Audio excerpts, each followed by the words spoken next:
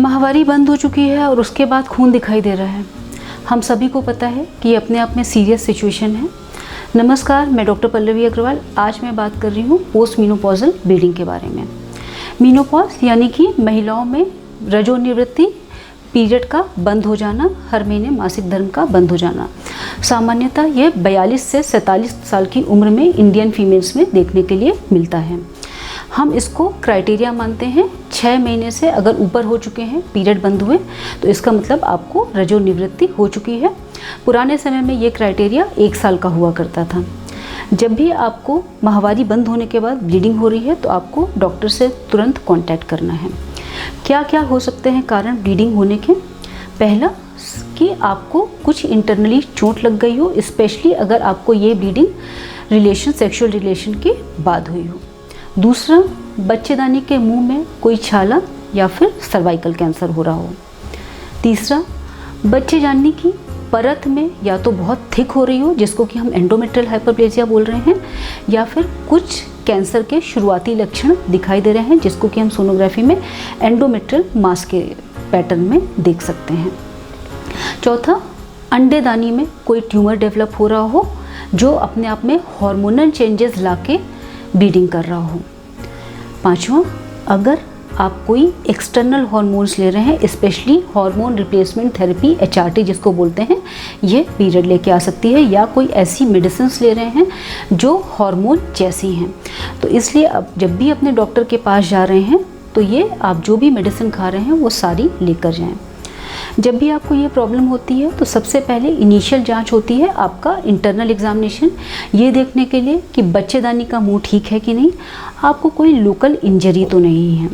अगर बच्चेदानी के मुंह में कुछ प्रॉब्लम है तो उसी वक्त एक बायोप्सी लेके उसको जांच के लिए भेजा जाता है कि कहीं कुछ सीरियस इशू तो नहीं है।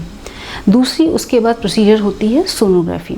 सोनोग्राफी में इंटरनल सोनोग्राफी ज़्यादा उचित मानी जाती है पेट से सोनोग्राफी के मुकाबले, क्योंकि इसमें हम बच्चेदानी और अंडेदानी बेहतर तरीके से देख पाते हैं।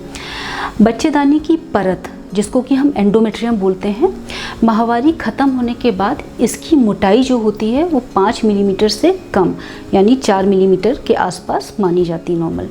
अगर यह ज़्यादा है तो हम ये मान के चलते हैं कि बच्चेदानी की परत से ब्लीडिंग हो रही है। अब परत की बात हो रही है तो उसके बाद परत की मोटाई देखने के अलावा हमें परत में देखना होता है कि कोई एक ऐसा एरिया तो नहीं है जो ज़्यादा थिक है या ज़्यादा गुच्छे जैसा है। अगर ये एरिया दिखाई दे रहा है तो ये बहुत सस्पिशियस एरिया है और इसको बायोप्सी लेना ज़रूरी है। उसके साथ साथ हम बच्चेदानी की नॉर्मल आकार भी देखते हैं कि फाइब्रॉइड वगैरह तो नहीं है। फिर अंडेदानी का साइज़ देखते हैं। नॉर्मली अंडेदानी का साइज़ माहवारी ख़त्म होने के बाद 2 cc से कम हो जाता है। अगर अंडेदानी बड़ी हुई है तो उसमें ट्यूमर रूल आउट करना ज़रूरी है, या फिर यह भी देखना ज़रूरी है कि कहीं ऐसा तो नहीं है कि आपकी माहवारी ख़त्म ही नहीं हुई। इसके बारे में हम अभी डिस्कस करेंगे। तो यहाँ तक हमारी जांचें हुई। अगर एंडोमेट्रियम में कोई जांच दिखाई दे रही है, कुछ प्रॉब्लम दिखाई दे रही है, तो फिर हमें आगे बढ़ना है हिस्ट्रोस्कोपिक बायोप्सी। हिस्ट्रोस्कोपी यानी कि बच्चेदानी की परत की दूरबीन द्वारा जांच, और इसको जांच के फिर उस एरिया की जो सबसे ज़्यादा सस्पिशियस लग रहा है उसको हिस्ट्रोस्कोपिक के अंडर देखते हुए बायोप्सी लेना। यह एक डे केयर प्रोसीजर होता है, यानी इसके लिए आपको हॉस्पिटल में भर्ती होना होता है। और यह बेहतर है ब्लाइंड बायोप्सी। एक ब्लाइंड बायोप्सी होती है जिसमें कि बगैर हिस्ट्रोस्कोपी के हम बच्चेदानी की परत से बायोप्सी ले लेते हैं। हिस्ट्रोस्कोपिक बायोप्सी ब्लाइंड बायोप्सी के मुकाबले कहीं ज़्यादा बेहतर है, क्योंकि हमें ये ज़्यादा श्योरिटी देती है।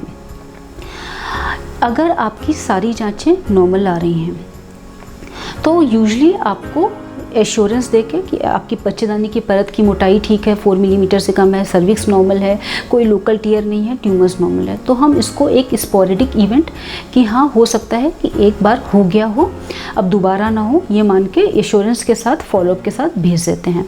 लेकिन अगर दोबारा भी ये एपिसोड होता है तो फिर अपने आप में हिस्ट्रोस्कोपी इंडिकेटेड हो जाती है। क्यों? क्योंकि हिस्ट्रोस्कोपिक से लोकल यानी आपका कोई टियर, सर्विक्स और बच्चेदानी की परत, जो ऑलमोस्ट 90% केसेस कारण इंक्लूड कर लेते हैं पोस्ट मेनोपॉजल ब्लीडिंग का। इन तीनों की जांचें हो जाती हैं, ओवरी की सोनोग्राफी में हो जाती हैं। अब ये सारी जांचें नॉर्मल आती हैं। इसके बाद अब 2 स्पेशल चीज़ें आती हैं। सेनाइल एंडोमेट्राइटिस, अगर पीरियड बंद हुए 10 साल से ऊपर हो गया है तो एंडोमेट्रियम बहुत थिन हो जाती है, 1 मिलीमीटर से भी कई बार कम हो जाती है। तो इन केसेस में छोटे छोटे खून के दाग दिखाई देते हैं, करना कुछ नहीं होता, ये अपने आप बंद हो जाते हैं और ये नॉर्मली नॉन मैलिग्नेंट यानी कैंसर वाली कंडीशन नहीं है। दूसरी चीज़ एक होती है कि हो सकता है आपका मेनोपॉज हुआ ही ना हो, बीच में किसी कारणवश पीरियड बंद हो गए हों। ऐसा कब देखने के लिए मिलता है? जब आप बहुत स्ट्रेसफुल सिचुएशन से गुजरे हों। जैसा कि स्ट्रेसफुल पिछले साल क्या हुआ, बहुत सारे लोगों को कोविड हुआ, तो कोविड में बहुत कॉमन प्रॉब्लम देखने के लिए मिली मेंस्ट्रुअल इरेगुलरिटी की, कि कुछ लोगों को पीरियड बहुत जल्दी आए और कुछ लोगों को पीरियड डिले हो गए। तो ये आपका पीरियड गया कि नहीं गया, ये आपका अल्ट्रासाउंड जब होगा तो सोनोग्राफी में ओवरीज में अंडे हैं कि नहीं, इससे पता चल जाएगा। तो एक कंडीशन ऑल्दो अनकॉमन है, ये भी हो सकता है कि आपका पीरियड गया भी ना हो। एनीवेज, अगर आपको पीरियड बंद हुए 6 महीने से ऊपर हो चुके हैं और ब्लीडिंग हुई है तो आप अपने डॉक्टर से तुरंत संपर्क में करें, क्योंकि कुछ जांचें ज़रूरी हैं। यह सारी जानकारी मेरी पोस्ट मेनोपॉजल ब्लीडिंग से रिलेटेड यूट्यूब के माध्यम से आप मेरे संपर्क में रहें। धन्यवाद।